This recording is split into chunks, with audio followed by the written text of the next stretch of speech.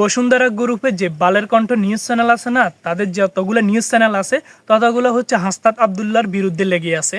কেন লেগে আছে? সংসদে হাসনাত আবদুল্লাহ তাদের যে সত্য তথ্যটা সেটা প্রকাশ করে দিছে, তারা হচ্ছে বিদেশে টাকা পাচার করে, সেজন্য হাসনাত আবদুল্লাহর পিছনে তারা লেগে আছে।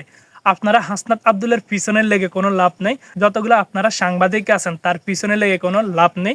হাসনাত আবদুল্লাহর পক্ষে সবসময় জনগণ আছে এবং থাকবে, ভবিষ্যতে থাকবে।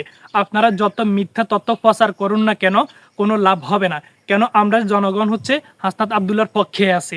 আপনারা আলের কণ্ঠ বালের কণ্ঠ এগুলো কোনো লাভ হবে না। যে বসুন্ধরা আপনারা যে কাজটা শুরু করছেন, আপনারা হচ্ছে ভেঙ্গুলের বাসায় ঢিল মারছেন, বুঝছেন?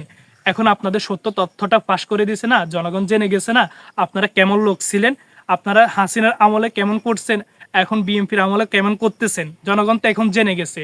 আপনারা যত চাটাচাটি করুন না কেন, কোনো লাভ হবে না, বুঝছেন? আপনারা যারা ভিডিওটি দেখতেছেন, ভিডিওটা আপনারা প্রচুর পরিমাণে শেয়ার করে দিবেন।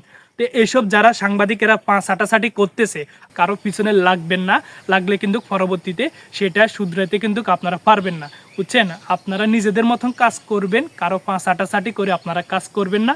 আশা করি আমার কথাগুলো আপনাদের অনেকের ভালো লাগতে পারে, অনেকের আবার খারাপ লাগতে পারে।